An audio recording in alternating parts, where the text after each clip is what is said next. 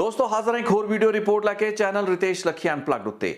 ਅੱਜ ਦੀ ਮੇਰੀ ਵੀਡੀਓ ਰਿਪੋर्ट रहेगी 20 सितंबर 2015 ਦੇ ਸਿੱਪੀ ਸਿੱਧੂ ਕਤਲ ਕੇਸ। ਇੱਕ ਇੰਟਰਨੈਸ਼ਨਲ ਕੌਮਾਂਤਰੀ ਪੱਧਰ ਦੇ ਸ਼ੂਟਰ ਤੇ ਇੱਕ ਬਹੁਤ ਹੀ ਹੋਣਹਾਰ ਵਕੀਲ ਜਿਸ ਦਾ ਕਿ ਚੰਡੀਗੜ੍ਹ ਦੇ ਸੈਕਟਰ 27 ਦੇ ਇੱਕ ਪਾਰਕ ਦੇ ਵਿੱਚ शाम तकरीबन 9:30 के आस-पास कतल करता गया सी। एक बहुत ही सनसनीखेज कतल का केस सी क्योंकि इस विच जिहड़े मुख दोष ते दूषण लगे सन ਉਹ उस वक्त पंजाब और हरियाणा हाई कोर्ट की सिटिंग जज जो कि अज की तरीक दे विच हिमाचल प्रदेश के चीफ जस्टिस हैगे ने उन्हां दी बेटी कल्याणी दे उत्ते लगे सन। इस केस नूं चंडीगढ़ पुलिस ने CBI के हवाले करता सी तकरीबन एक अद्धे साल दे विच लेकिन CBI की इन्वेस्टिगेशन 2016 तो लैके 2022 तकरीबन 6.5-7 साल तुरी। इस विच कई उतार चढ़ाव वेखे गए। एक अजिहा स्टेज भी आया जदों CBI ने केस दे विच एक अनट्रेस्ड रिपोर्ट दाखिल करती। इस तमाम अरसे के दौरान कल्याणी नूं सस्पैक्ट्स की सूची यानी कि कॉलम दे विच रखा गया। ਉਹ लोग जो कि शक्की सन इस केस ਦੇ ਵਿੱਚ ਉਹਨਾਂ ਦੀ ਭੂਮਿਕਾ ਰਹਿ ਸਕਦੀ ਹੈ लेकिन ਉਸ ਨੂੰ ਐਕਿਊਜ਼ਡ नहीं ਸੀ ਬਣਾਇਆ ਗਿਆ। ਅਖੀਰ ਦੇ ਵਿੱਚ ਇਸ ਸਾਲ ਜੂਨ ਦੇ ਵਿੱਚ ਸੈਂਟਰਲ ਬਿਊਰੋ ਆਫ ਇਨਵੈਸਟੀਗੇਸ਼ਨ ਨੇ ਕਲਿਆਣੀ ਨੂੰ ਕੇਸ ਦੇ ਵਿੱਚ ਮੇਨ ਐਕਿਊਜ਼ਡ ਦੇ ਰੂਪ ਵਿੱਚ ਨੋਮੀਨੇਟ ਕੀਤਾ। ਉਸ ਨੂੰ ਗ੍ਰਿਫਤਾਰ ਕੀਤਾ ਗਿਆ ਤੇ ਜੇਲ੍ਹ ਭੇਜਤਾ ਗਿਆ ਜਿਸ ਤੋਂ ਬਾਅਦ ਕਲਿਆਣੀ ਦੀ ਬੇਲ ਐਪਲੀਕੇਸ਼ਨ ਉੱਤੇ ਇੱਕ ਦਿਨ ਪਹਿਲਾਂ ਹੀ ਫੈਸਲਾ ਆਇਆ ਹੈ। ਇਹ फैसला बहुत ही हैरान कर देने वाला बहुत ही चौंका देने वाला फैसला है क्योंकि अज आप इस बेल एप्लीकेशन के उत्ते आए फैसले नूं डिस्कस इस वास्ते कर रहे हैं क्योंकि देश की सब तो वड्डी premier investigation agency CBI central bureau of investigation नूं जिन्नी फटकार जिन्नी झाड़ पंजाब अते हरियाणा हाई कोर्ट के इस ऑर्डर दे विच जजमेंट दे विच पाई गई है जो उन्होंने उत्ते दूषण जिहड़े इल्जाम सेंट्रल ब्यूरो ऑफ इन्वेस्टिगेशन के उत्ते एक बेल एप्लीकेशन के उत्ते आए फैसले दे विच लगे है उसके तहत लगे ने वो अज तक शायद कदे नहीं लगे होणगे। जे सेंट्रल ब्यूरो ऑफ इन्वेस्टिगेशन के डायरैक्टर या फिर देश के जिहड़े होम मिनिस्टर हैगे ने जिन्हां दे तहत CBI आउंदी है उन्हां दे चंडीगढ़ ऑफिस की इस कारगुजारी नूं इस पंजाब ਅਤੇ हरियाणा हाई कोर्ट के बेल एप्लीकेशन के उत्ते आए फैसले की रोशनी में वेखणगे तो शायद वो शर्मसार हो जाएंगे। इंज लगता है कि सेंट्रल ब्यूरो ऑफ इन्वेस्टिगेशन अपना चंडीगढ़ का दफ्तर बंद कर देना चाहिए है, ताले ला देने चाहिए ने क्योंकि हाई कोर्ट के ऑर्डर के विच ये चीज़ उभर के सामने आई है। प्राइमा फेसाई मुढ़ले तौर पर यह चीज़ साफ होंदी हुई नज़र आई है कि एक सिटिंग हाई कोर्ट जज की बेटी नूं उसदे एक साथी जो कि जिस दिन उसकी शादी होने वाली सी उसदे कतल केस दे विच इंप्लीकेट करन लई CBI दे अफसरां ने हर किस्म का पैंतड़ा ते हथकंडा अपनाया। प्लांटिड ते ट्यूटर्ड जिहड़े विटनेसिस खड़े किए गए गवाह खड़े किए गए इस तरीके की हर वो संभव कोशिश की गई जिस नाल कल्याणी नूं इस केस दे विच नामजद किया जा सके। सो अज आप इस बेल एप्लीकेशन के उत्ते आए फैसले के कई पक्षां नूं एग्जामिन करांगे। इस हाई कोर्ट की जजमेंट दे विच की कहा गया इस नूं समझण की कोशिश करांगे क्योंकि CBI लई ये जजमेंट एक बहुत ही वड्डा झटका है। सब तो हैरान कर देने वाली गल ये भी है कि इस बेल एप्लीकेशन के उत्ते जिहड़ा फैसला सुनाया गया है इस दौरान चार्जशीट या चलान उत्ते कोई भी गलबात नहीं की गई यानी कि एक दिन पहला हेठली अदालत दे विच CBI ने पूरा का पूरा इन्वेस्टिगेशन का जिहड़ा अपना खाका पुलंदा तैयार करके चार्जशीट की शक्ल विच रखिया उसनूं डिस्कस किए बगैर ही कल्याणी नूं पंजाब अते हरियाणा हाई कोर्ट के मानयोग जज साहब के इस ऑर्डर के तहत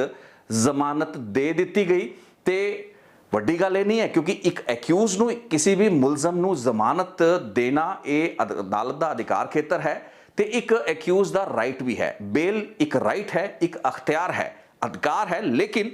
जे उस बेल ऑर्डर नूं लिखते समय उस बेल ऑर्डर के जिहड़ियां टिप्पणियां जिहड़े रिमार्क्स ते जिहड़ियां ऑब्जरवेशन दित्तियां गईयां है देश की चोटी की सेंट्रल ब्यूरो ऑफ इन्वेस्टिगेशन के कामकाज के कार्य प्रणाली के मुतलक जो वो एडी स्कैदिंग रिमार्क्स होन एडी टिप्पणियां खतरनाक होन जिन्हां दे विच CBI की अपनी निरपक्षता उन्होंने भरोसेयोग्यता उन्होंने इंटैग्रिटी उत्ते इस किस्म के सवाल खड़े किए जान तो फिर इस तरीके के जमानत के फैसले उत्ते चर्चा बनती है। सो आप इस अदालत के फैसले जमानत उत्ते आए इस फैसले नूं अज अलग अलग पक्षां तो समझण की भी कोशिश करांगे की कहा गया अदालत के इस फैसले दे विच। लेकिन इस तो पहले एक छोटा जिहा रीकैप थोड़ी नज़र कर दिंदे हैं। मसला ये सी कि सिप्पी सिद्धू एक शूटर सी एक चंगा स्टैंडिंग सी उसकी वकालत की प्रैक्टिस सी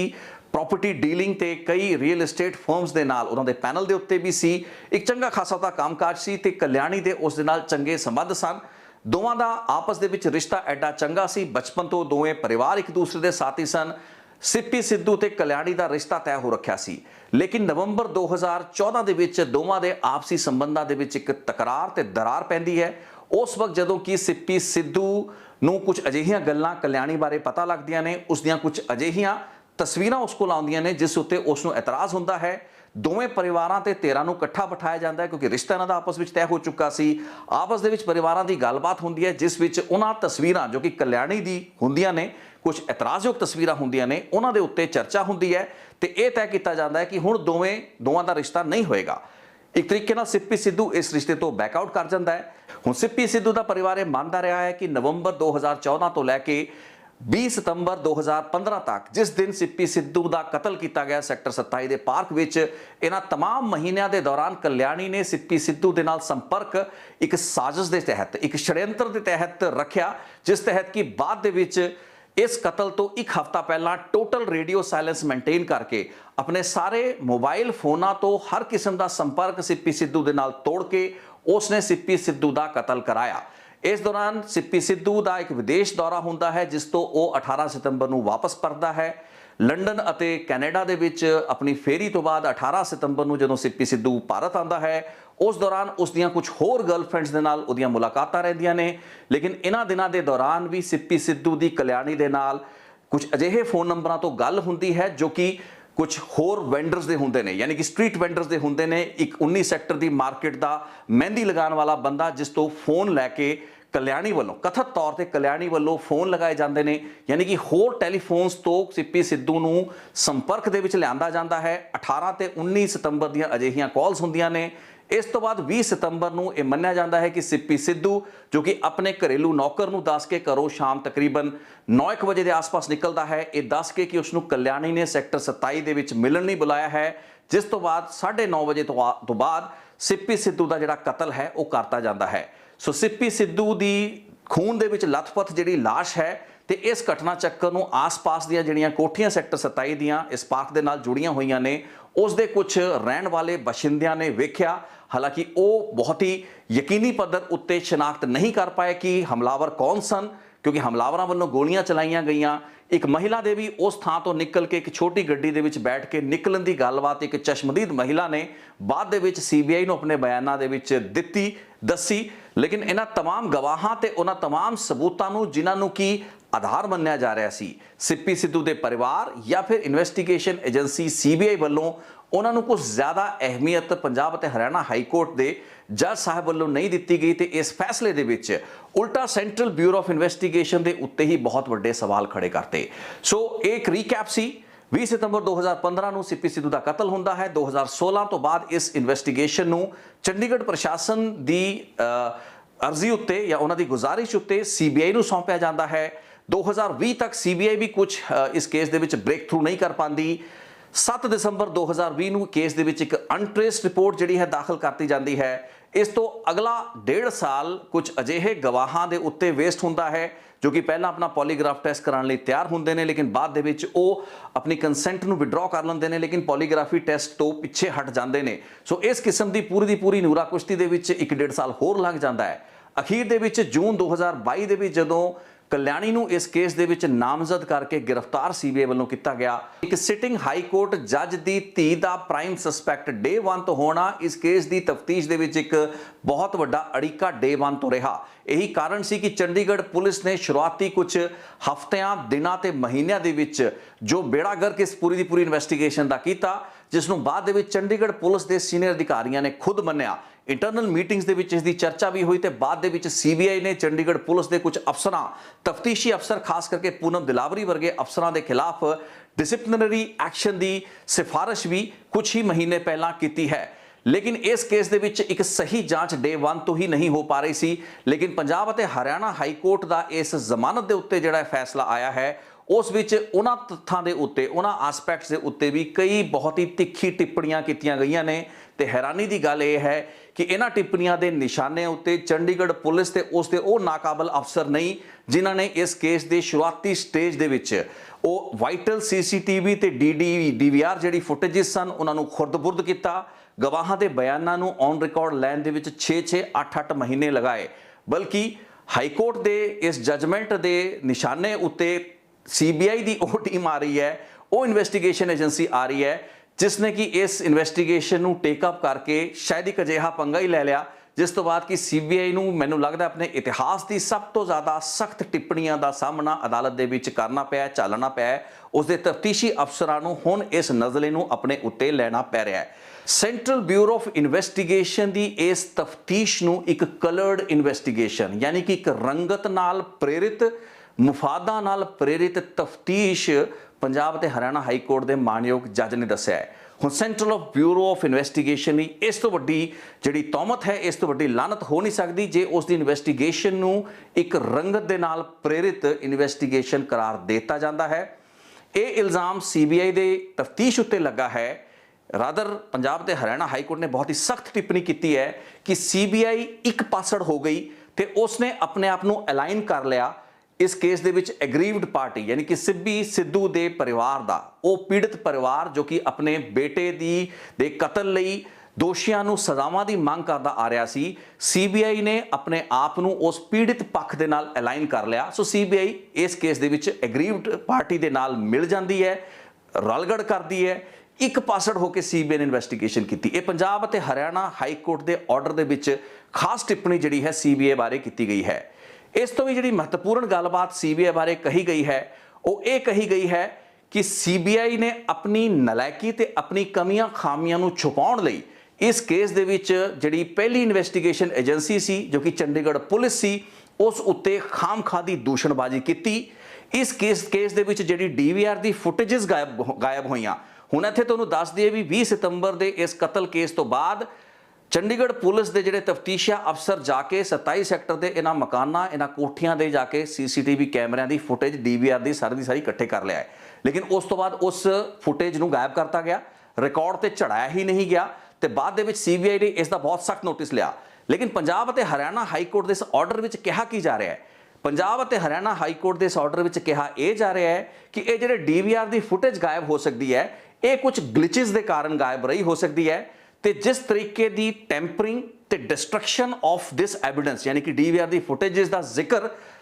ਸੀਬੀਆਈ ਨੇ ਕੀਤਾ ਹੈ ਤੇ ਚੰਡੀਗੜ੍ਹ ਪੁਲਿਸ ਯਾਨੀ ਕਿ ਪਹਿਲੀ ਇਨਵੈਸਟੀਗੇਸ਼ਨ ਏਜੰਸੀ ਦੇ ਉੱਤੇ ਜਿਹੜੀ ਤੌਮਤ ਇਲਜ਼ਾਮ ਉਹਨਾਂ ਨੇ ਲਾਇਆ ਹੈ ਇਹ ਬੇਸਿਕਲੀ ਅਨਫਾਊਂਡਡ ਹੈ, ਇੱਕ ਗਲਤ ਇਲਜ਼ਾਮ ਹੈ। ਉਲਟਾ ਇਹ ਇਲਜ਼ਾਮ ਸੀਬੀਆਈ ਨੇ ਆਪਣੀ ਕਮੀ ਖਾਮੀ ਤੇ ਆਪਣੀ ਨਲਾਇਕੀ ਨੂੰ ਛੁਪਾਉਣ ਲਈ ਲਗਾਇਆ ਹੈ। ਹੁਣ ਇਹ ਮੇਰੀ ਸਮਝ ਤੋਂ ਪਰੇ ਹੈ ਕਿ ਇਸ ਚੀਜ਼ ਦਾ ਮਤਲਬ ਕੀ ਹੈ। ਡੀਵੀਆਰ ਦੇ ਵਿੱਚ ਗਲਿਚਸ ਦੇ ਕਾਰਨ ਇੱਕ ਫੁਟੇਜ ਗਾਇਬ ਹੋ ਜਾਂਦੀ ਹੈ। ਚੰਡੀਗੜ੍ਹ ਪੁਲਿਸ ਦੇ ਅਫਸਰ ਇਸ ਚੀਜ਼ ਨੂੰ ਮੰਨ ਚੁੱਕੇ ਹੈਗੇ ਨੇ ਕਿ ਉਹਨਾਂ ਦੇ ਅਫਸਰਾਂ ਨੇ ਨਲਾਇਕੀ ਕੀਤੀ। Central bureau of investigation the investigation ਦੇ ਵਿੱਚ ਬਾਕਾਇਦਾ ਇਹ ਚੀਜ਼ ਆਈ ਹੈ। ਇਸ ਚੀਜ਼ ਨੂੰ ਪ੍ਰਤੱਖ ਨੂੰ ਪ੍ਰਮਾਣ ਦੀ ਕੋਈ ਲੋੜ ਨਹੀਂ ਹੁੰਦੀ। ਲੇਕਿਨ ਮਾਨਯੋਗ ਪੰਜਾਬ ਅਤੇ ਹਰਿਆਣਾ ਹਾਈ ਕੋਰਟ ਨੇ ਆਪਣੇ ਆਰਡਰ ਦੇ ਵਿੱਚ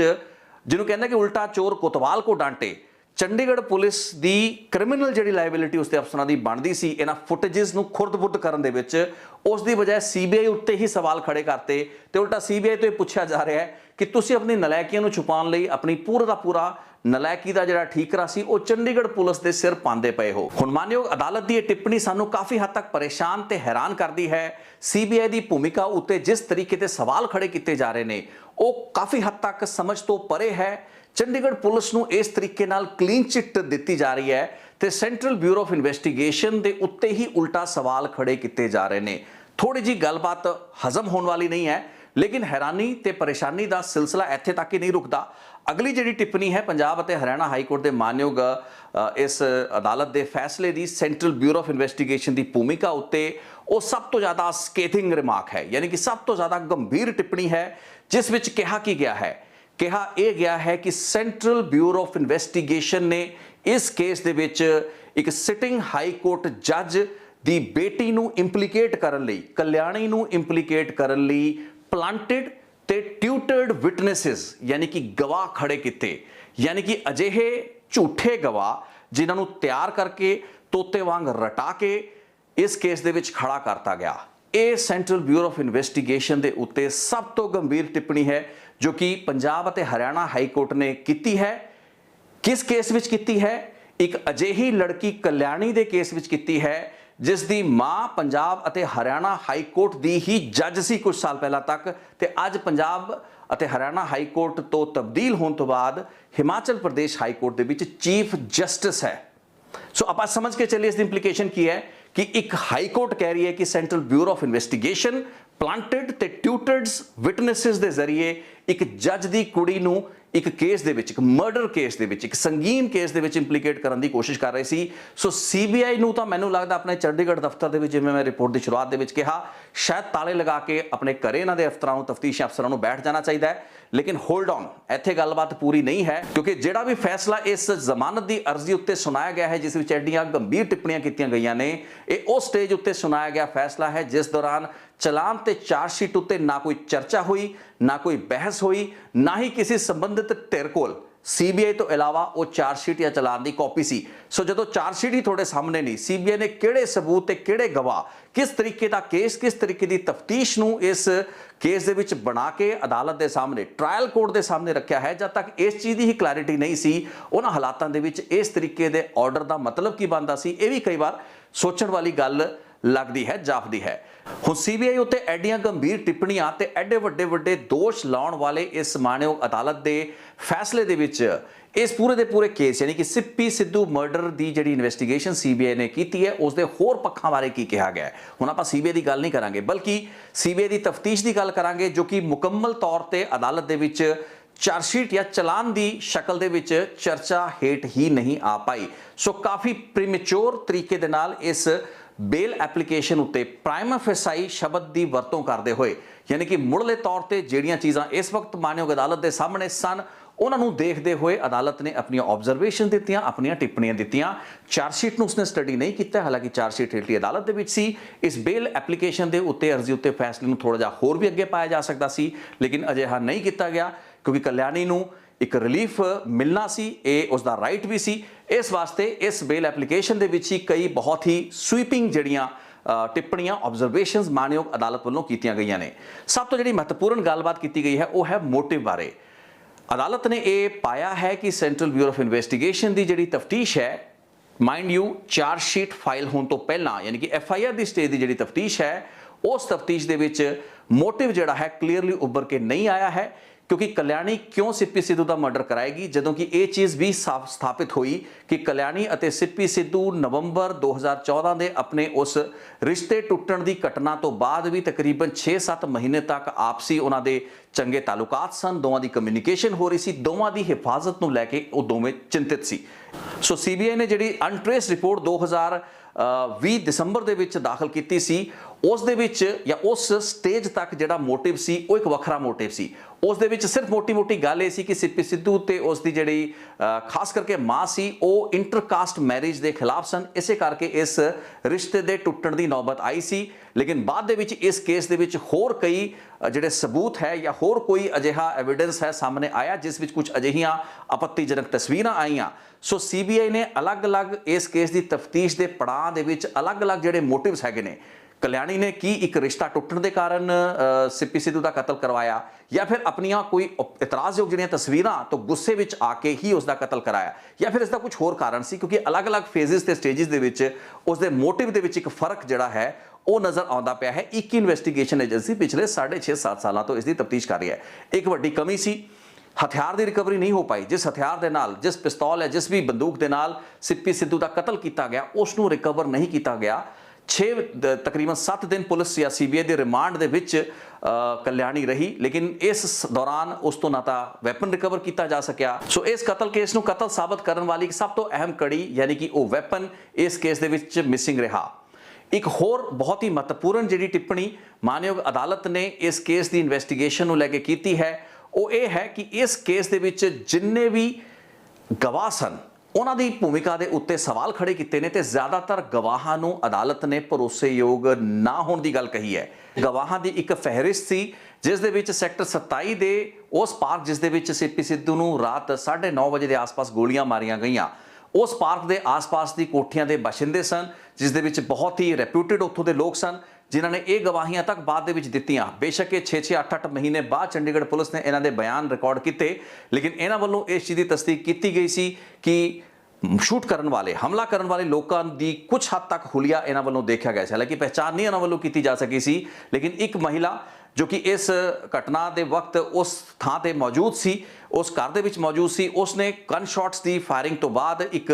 ਲੜਕੀ ਨੂੰ, ਇੱਕ ਨੌਜਵਾਨ ਲੜਕੀ ਨੂੰ ਉੱਥੋਂ ਛੇਤੀ ਦੇ ਵਿੱਚ ਜਾ ਕੇ ਇੱਕ ਕਾਰ ਦੇ ਵਿੱਚ ਬੈਠਦੇ ਹੋਏ ਵੇਖਿਆ। ਬਾਅਦ ਦੇ ਵਿੱਚ ਉਸ ਦੇ ਹੁਲੀਏ ਦੀ ਤਸਦੀਕ ਇਸ ਮਹਿਲਾ ਵੱਲੋਂ, ਜੋ ਕਿ ਇੱਕ ਅਹਿਮ ਗਵਾਹ ਸੀ, ਉਸਨੇ ਕਲਿਆਣੀ ਦੇ ਰੂਪ ਵਿੱਚ ਕੀਤੀ। ਸੋ ਅਦਾਲਤ ਨੇ ਇਸ ਚੀਜ਼ ਨੂੰ ਡਿਸਕ੍ਰੈਡਿਟ ਕੀਤਾ ਤੇ ਇਹ ਕਿਹਾ ਕਿ ਇਹ ਭਰੋਸੇਯੋਗ ਗਵਾਹ ਨਹੀਂ ਨੇ। ਇਸੇ ਤਰੀਕੇ ਨਾਲ ਕੁਝ ਹੋਰ ਵੀ ਲੋਕ ਗੁਆਂਢੀ ਸਨ ਜਿਨ੍ਹਾਂ ਵੱਲੋਂ ਇਸ ਵਾਰਦਾਤ ਦੇ ਸਮੇਂ ਦੇ ਉੱਤੇ ਕੁਝ ਗੱਡੀਆਂ ਦੀ ਮੂਵਮੈਂਟ ਉੱਥੇ ਵੇਖੀ ਗਈ ਸੀ, ਲੇਕਿਨ ਇਹ ਸਾਰੇ ਦੇ ਸਾਰੇ ਗਵਾਹਾਂ ਨੂੰ ਐਡਾ ਰਿਲਾਇਬਲ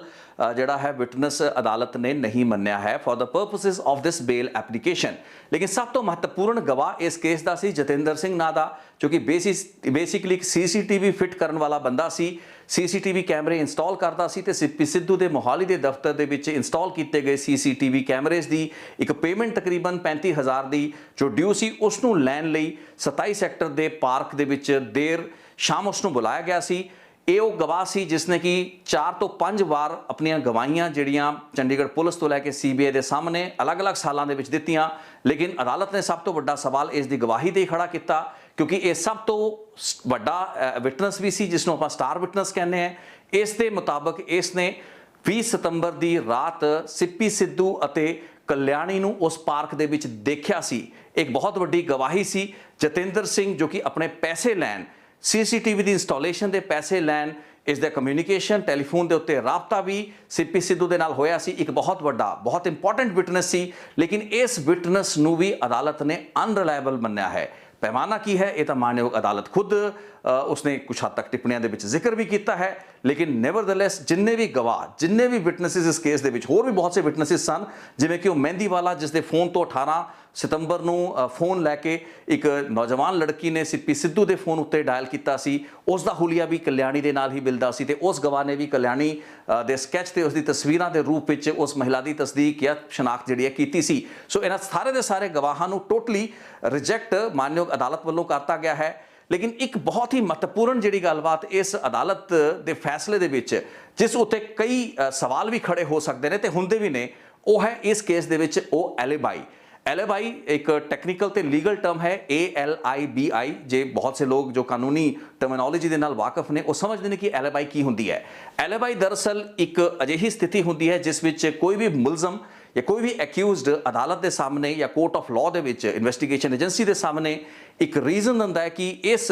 ਵਾਰਦਾਤ ਦੇ ਸਮੇਂ ਮੈਂ ਮੌਕੇ ਵਾਰਦਾਤ ਦੇ ਉੱਤੇ ਨਾ ਹੋ ਕੇ ਮੈਂ ਕਿਸੇ ਹੋਰ ਥਾਂ ਦੇ ਉੱਤੇ ਸੀ। ਸੋ CBI ਦੀ ਇਨਵੈਸਟੀਗੇਸ਼ਨ ਦੇ ਵਿੱਚ ਇਹ ਗੱਲਾਂ ਬਾਤਾਂ ਆਈਆਂ ਕਿ 18, 19 ਤੇ 20 ਸਤੰਬਰ 2015 ਦੀਆਂ ਰਾਤਾਂ ਦੇ ਵਿੱਚ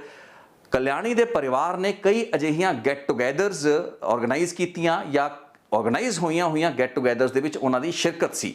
ਉਹ ਕੁਝ ਅਜਿਹੀ ਪਾਰਟੀਆਂ ਦਾ ਹਿੱਸਾ ਬਣੇ ਜਿਸ ਦੌਰਾਨ ਕਲਿਆਣੀ ਵੀ ਉਹਨਾਂ तमाम ਪਾਰਟੀਆਂ ਦੇ ਵਿੱਚ ਮੌਜੂਦ ਰਹੀ। ਲੇਕਿਨ 20 ਸਤੰਬਰ ਦਾ ਉਹ ਦਿਨ ਸੀ, ਕੁਝ ਘੰਟੇ ਸਨ ਜਿਨ੍ਹਾਂ ਦੌਰਾਨ ਕਲਿਆਣੀ ਬੇਸ਼ੱਕ ਉਸ ਥਾਂ ਤੇ ਮੌਜੂਦ ਰਹੀ, ਉਸ ਪਾਰਟੀ ਦੇ ਵਿੱਚ ਮੌਜੂਦ ਰਹੀ ਜੋ ਕਿ ਇੱਕ ਫੈਮਿਲੀ ਗੈਟ ਟੂਗੈਦਰ ਸੀ, ਲੇਕਿਨ ਉਸ ਪਾਰਟੀ ਦੇ ਵਿੱਚ ਕੁਝ ਸਮਾਂ ਐਸਾ ਸੀ ਜਦੋਂ ਕਿ ਕਲਿਆਣੀ ਇਸ ਪਾਰਟੀ ਤੋਂ ਗਾਇਬ ਹੁੰਦੀ ਹੈ। ਇਹ CBI ਦਾ ਕਹਿਣਾ ਸੀ। ਲੇਕਿਨ ਅਦਾਲਤ ਨੇ ਇਸ ਐਲੀਬਾਈ ਬਾਰੇ ਕੀ ਟਿੱਪਣੀ ਕੀਤੀ ਹੈ ਉਸ ਨੂੰ ਪੋਲੀਗ੍ਰਾਫੀ ਟੈਸਟ ਦੀ ਰੋਸ਼ਨੀ ਦੇ ਵਿੱਚ ਵੇਖਣਾ ਜ਼ਰੂਰੀ ਹੈ, ਕਿਉਂਕਿ ਪੋਲੀਗ੍ਰਾਫੀ ਟੈਸਟ ਹੁੰਦਾ ਹੈ ਕਲਿਆਣੀ ਦਾ ਆਪਣਾ ਪੋਲੀਗ੍ਰਾਫੀ ਟੈਸਟ ਤੇ ਉਸ ਦੇ ਪਿਤਾ ਪਰਮਿੰਦਰ ਸਿੰਘ ਦਾ ਪੋਲੀਗ੍ਰਾਫੀ ਟੈਸਟ। ਹੁਣ ਪਰਮਿੰਦਰ ਸਿੰਘ ਦਾ ਜਿਹੜਾ ਪੋਲੀਗ੍ਰਾਫੀ ਟੈਸਟ ਹੈ ਉਸ ਦੀ ਰਿਪੋਰਟ ਪੋਜ਼ਿਟਿਵ ਆਈ। ਪਰਮਿੰਦਰ ਸਿੰਘ ਤੋਂ ਪੁੱਛਿਆ ਗਿਆ ਕਿ ਉਸ ਰਾਤ ਯਾਨੀ ਕਿ 20 ਸਤੰਬਰ ਨੂੰ ਤੁਸੀਂ ਇਸ ਥਾਂ ਦੇ ਉੱਤੇ ਪਾਰਟੀ ਕਰ ਰਹੇ ਸੀ, ਉਸ ਦੇ ਮੁਤਲਕ ਸਾਰੇ ਸਵਾਲਾਂ ਦੇ ਉਹਨਾਂ ਨੇ ਸਹੀ ਜਵਾਬ ਦਿੱਤੇ ਤੇ ਉਹਨਾਂ ਤੋਂ ਇਹ ਵੀ ਪੁੱਛਿਆ ਗਿਆ ਕਿ ਇਸ ਮੌਕੇ ਕੀ ਤੁਹਾਡੀ ਬੇਟੀ ਕਲਿਆਣੀ ਤੁਹਾਡੇ ਨਾਲ ਸੀ, ਇਸ ਪਾਰਟੀ ਦੇ ਵਿੱਚ ਸੀ। ਸੋ ਪਰਮਿੰਦਰ ਸਿੰਘ ਕਲਿਆਣੀ ਦੇ ਪਿਤਾ ਵੱਲੋਂ ਕਿਹਾ ਗਿਆ ਕਿ ਹਾਂ ਮੇਰੀ ਬੇਟੀ ਮੇਰੇ ਨਾਲ ਹੀ ਸੀ।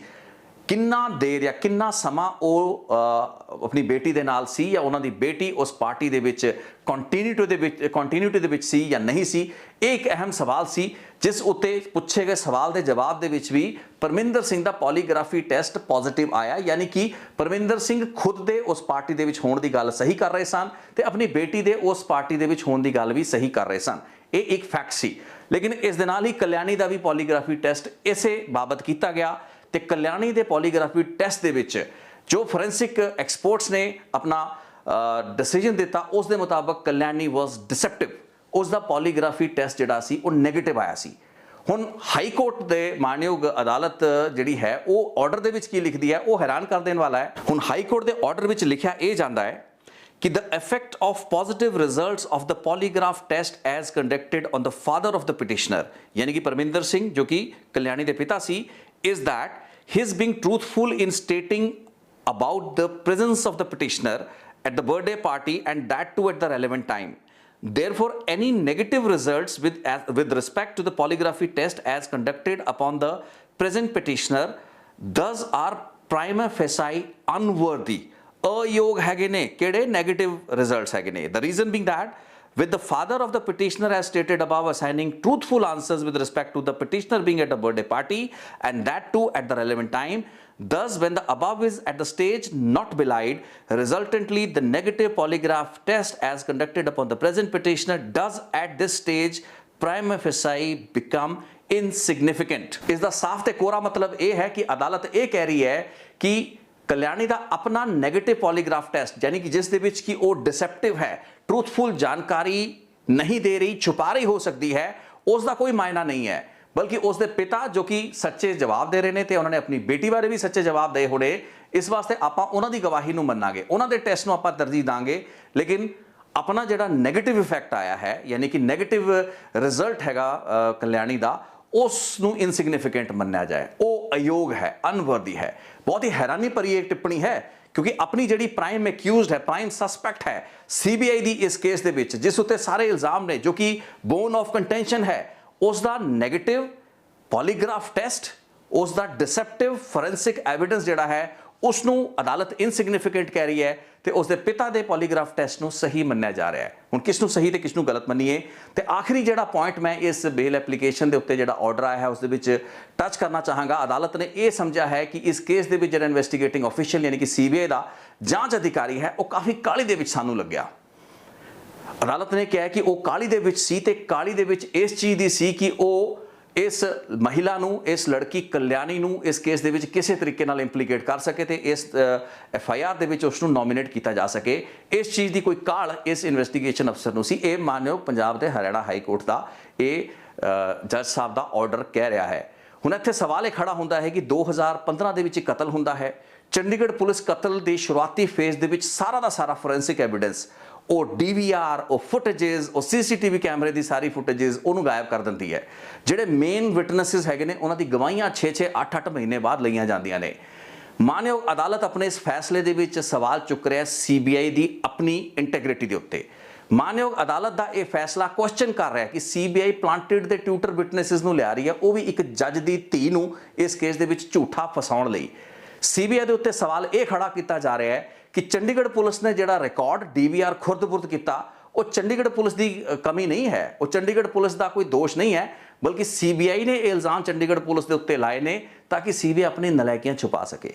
सो दोस्तों ये जिहड़े ऑर्डर दे विच जिन्नियां टिप्पणियां कीतियां गईयां ने अखीर दे विच इस जजमेंट के एंड दे विच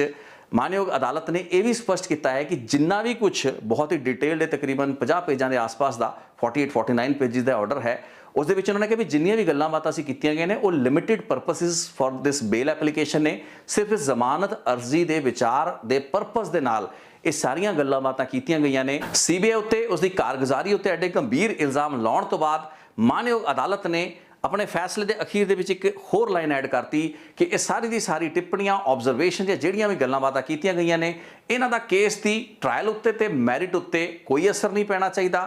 जिन्नियां भी गल्लां बातां सन ये इस बेल यानी कि जमानत नूं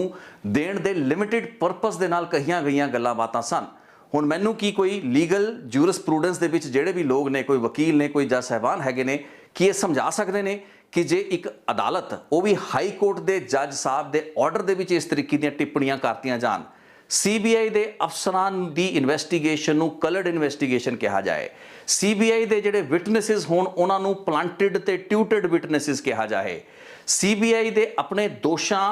की गल की जाए तो चंडीगढ़ पुलिस के उत्ते उन्हां नूं क्लीन चिट देती जाए, ਜਿਹੜੇ सबूत खुर्द-बुर्द किए गए होण उन्हां नूं यानी कि शुरुआती स्टेज ਦੇ ਜਦੋਂ सीबीआई पिक्चर ਦੇ ਵਿੱਚ ਹੀ नहीं सी उन्हां सबूतां ਦੇ खुर्द-बुर्द होण ਦਾ ਠੀਕਰਾ भी सीबीआई ਉੱਤੇ ਪੰਨਿਆ जाए। तो जे ये कहता जाए कि सीबीआई ने ਇੱਕ ਧਿਰ ਦਾ ਇੱਕ ਪਾਸੇ ਦਾ ਸਾਥ ਦੇਣ ਲਈ ਹੀ ਇਸ ਕੇਸ ਦੀ ਤਫਤੀਸ਼ ਦੇ ਵਿੱਚ ਇੱਕ ਜੱਜ ਦੀ ਧੀ ਨੂੰ ਇੰਪਲੀਕੇਟ ਕਰਨ ਦੀ ਕੋਸ਼ਿਸ਼ ਕੀਤੀ ਹੈ, ਤਾਂ ਫਿਰ ਇਸ ਤਰੀਕੇ ਦੇ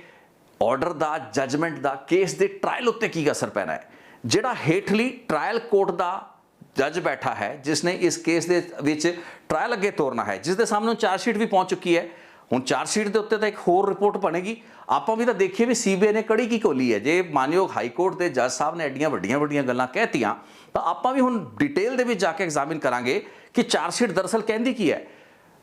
ਅਸੂਲ ਤਾਂ ਇਹ ਬਣਦਾ ਸੀ, ਚਾਹੀਦਾ ਤਾਂ ਇਹ ਸੀ ਕਿ ਚਾਰਜ ਸ਼ੀਟ ਜਦੋਂ ਦਾਇਰ ਹੋ ਹੀ ਚੁੱਕੀ ਸੀ, ਤਾਂ ਫਿਰ ਇਸ ਚਾਰਜ ਸ਼ੀਟ ਦੇ ਵਿੱਚ ਜਿਹੜੇ ਵੀ ਤੱਥ ਦਿੱਤੇ ਗਏ ਨੇ ਸੀਬੀਆਈ ਦੇ, ਉਹਨਾਂ ਉੱਤੇ ਕੋਈ ਲਿਆ ਕੇ ਫੈਸਲਾ ਮੁਕੰਮਲ ਦਿੱਤਾ ਜਾਂਦਾ। ਲੇਕਿਨ ਇਹ ਤਾਂ ਸਵਾਲ ਮਾਨਯੋਗ ਅਦਾਲਤ ਨੇ ਚੁੱਕੇ ਨੇ ਕਿ ਸੀਬੀਆਈ ਦੇ ਅਫਸਰ ਕਿਸੇ ਕਾਹਲੀ ਦੇ ਵਿੱਚ ਨਜ਼ਰ ਆ ਰਹੇ ਨੇ। ਲੇਕਿਨ ਇਹ ਕੋਈ ਸਵਾਲ ਕੀ ਚੁੱਕ ਪਾਏਗਾ ਕਿ ਕੀ ਹਾਈ ਕੋਰਟ ਨੂੰ, ਕਲਿਆਣੀ ਨੂੰ ਬੇਲ ਦੇਣ ਦੀ ਐਡੀ ਕਾਹਲੀ ਸੀ ਕਿ ਉਸਨੇ ਚਾਰਜ ਸ਼ੀਟ ਫਾਈਲ ਹੋਣ ਤੋਂ ਬਾਅਦ ਇੱਕ ਅਗਲੀ ਤਾਰੀਖ ਤੱਕ ਦੇਣਾ ਮੁਨਾਸਬ ਨਹੀਂ ਸਮਝਿਆ। ਹੁਣ ਇੱਥੇ ਕੀ ਕੋਈ ਇਹ ਸਵਾਲ ਪੁੱਛ ਸਕਦਾ ਹੈ ਕਿ ਜਿਸ ਤਰੀਕੇ ਦੀ ਸਖਤ ਟਿੱਪਣੀਆਂ ਕੀਤੀਆਂ ਗਈਆਂ ਨੇ ਸੀਬੀਆਈ ਦੀ ਭੂਮਿਕਾ ਉੱਤੇ, ਇਨਵੈਸਟੀਗੇਸ਼ਨ ਦੀ ਰੰਗਤ ਉੱਤੇ, ਉਸ ਦੇ ਵਨ ਸਾਈਡਡਨੈਸ ਉੱਤੇ, ਉਸ ਦੀ ਪਾਰਸ਼ੈਲਿਟੀ ਉੱਤੇ, ਉਸ ਦੇ ਪਲਾਂਟਡ ਤੇ ਟਿਊਟਰਸ ਵਿਟਨੈਸਿਸ ਦੇ ਉੱਤੇ,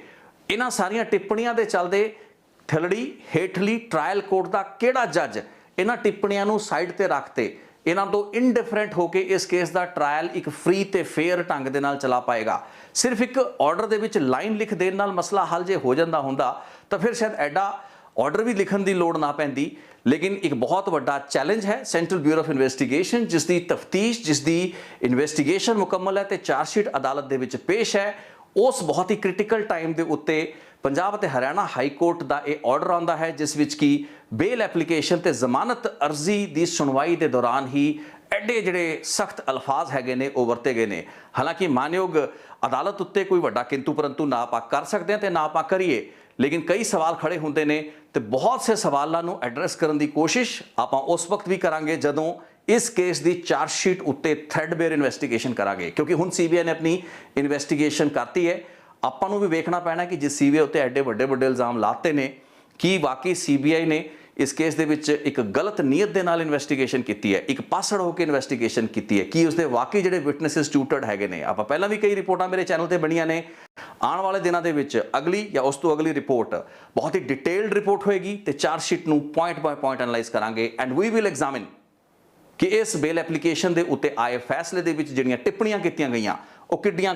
ਤਰਕ ਸੰਗਤ ਤੇ ਰੈਲੇਵੈਂਟ ਹੈਗੀਆਂ ਨੇ। ਸੋ ਅੱਜ ਦੀ ਰਿਪੋਰਟ ਇਹੀ ਸੀ। ਤੁਸੀਂ ਖੁਦ ਵੀ ਜਜਮੈਂਟ ਲਗਾ ਸਕਦੇ ਹੋ। ਬਹੁਤ ਸੀ ਗੱਲਾਂ ਬਾਤਾਂ ਤੁਹਾਡੇ ਸਾਹਮਣੇ ਬਹੁਤ ਹੀ ਕਲੀਅਰ ਤਰੀਕੇ ਨਾਲ ਮੈਂ ਰੱਖੀਆਂ ਨੇ। ਤੁਹਾਡੀ ਕੋਈ ਟਿੱਪਣੀ ਹੋਵੇ, ਤੁਹਾਡੀ ਕੋਈ ਕਮੈਂਟ ਜਾਂ ਫੀਡਬੈਕ ਹੋਵੇ, ਉਹ ਮੇਰੇ ਨਾਲ ਜ਼ਰੂਰ ਸਾਂਝੀ ਕਰੋ। ਤੁਹਾਡੇ ਤੋਂ ਇਜਾਜ਼ਤ ਲੈਣਾ ਹੈ ਇਸ ਵਾਅਦੇ ਦੇ ਨਾਲ ਕਿ ਇਸ ਕੇਸ ਦੀ ਤਫਤੀਸ਼ ਦੇ ਵਿੱਚ ਆਪਾਂ ਹੁਣ ਚਾਰਜ ਸ਼ੀਟ ਨੂੰ ਐਨਾਲਾਈਜ਼ ਕਰਾਂਗੇ, ਉਸ ਨੂੰ ਕੋਖਾਂਗੇ ਤੇ ਅਸਲ ਕਹਾਣੀ ਕੀ ਹੈ ਉਸ ਤੱਕ ਪਹੁੰਚਣ ਦੀ ਸਾਡੀ ਕੋਸ਼ਿਸ਼ ਜਾਰੀ ਰਹੇਗੀ। ਬਹੁਤ ਬਹੁਤ ਧੰਨਵਾਦ ਇਸ ਰਿਪੋਰਟ ਨੂੰ ਵੇਖਣ ਲਈ। Thank you so much.